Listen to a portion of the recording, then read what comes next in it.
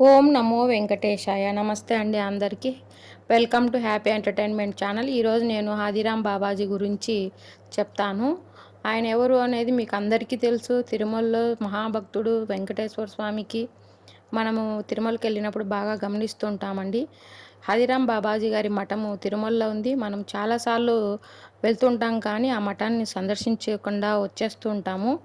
అది కొంతమందికి ఎక్కడుందో కూడా తెలియదన్నమాట. అది నేను ఇప్పుడు మీకు చెప్పబోతున్నాను. అది ఎక్కడుందంటే మహాగోపురానికి ఎడమ వైపున సహస్రదీపాలంకరణ వెనకల సైడ్ కోటగోడలాగా కనపడుతుంటుంది. అక్కడ స్వామి పాచికలాడుతున్న దృశ్యం ఉంటుంది. దానికి అవతల సైడు ఉంటుందండి ఈ మఠము. మనం అలాగే ముందుకు వెళ్తే సుపదం క్యూ లైన్లోకి వెళ్ళే స్టెప్స్ వస్తాయి. ఆ లైన్లో వెళ్తూ ఉన్నప్పుడు లెఫ్ట్ సైడ్ కొన్ని తాపలు కనపడతాయండి. ఆ దాంట్లో నుంచి వెళ్ళిన మఠంలోకి ఎంటర్ కావచ్చు. లేదు అట్లాగే క్యూ కాంప్లెక్స్ లైన్లో నుంచి బయటికి రోడ్డు పైకి వచ్చి లెఫ్ట్ సైడ్ వెళ్ళామంటే చిన్న గుట్టలాగా కిందికి దిగామంటే అక్కడే మఠం ఉంటుందండి. అక్కడ కొన్ని పాతకాలం నాటి విశ్రాంత గదులు ఉన్నాయి. అలాగే మఠము కూడా చాలా బాగుందండి. పాతకాలం దంతెలతో తయారు చేసినది. అప్పుడు అదంతా గుహ కదండి, చాలా చల్లగా ఉంటుంది. అక్కడ స్వామి హాథీరామ్ బాబాజీ ఏదో పాచికలాడిన దృశ్యాలు గ్లాసెస్ అరేంజ్ చేశారు. ఎక్కడెక్కడ కూర్చొని పాచికలాడారో చాలా బాగుంటుంది. వెళ్ళి సందర్శించండి. హాథీరామ్ బాబాజీ మహాభక్తుడు కాబట్టి స్వామి ఆయన కోసం వచ్చి పాచికలాడారు. అక్కడ మనకు నిదర్శనాలు ఉన్నాయండి. చాలామంది ఎక్కడ భగవంతుడు ఉన్నాడని ఇలా అలా అంటుంటారు. ఇది ఒక పెద్ద గొప్ప నిదర్శనం మనకు.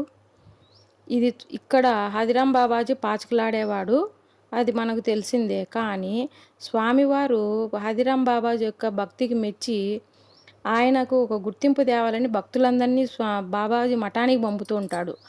అది బాబాజీకి నచ్చక బాలాజీ నన్ను ఎందుకయ్యా నీకన్నా గొప్పవాణ్ణి అనే దాంట్లో మాయలో నన్ను పడేస్తున్నావు, నాకు అది వద్దు అనేసి ఆయన కొండ దిగి వెళ్ళిపోతుంటాడు చెప్పుకోకుండా. స్వామి అది గమనించి అక్కడి నుంచి వెళ్ళకూడదని అడ్డగించినా కూడా చెప్పకుండా వినకుండా వెళ్ళిపోతూ ఉంటాడు.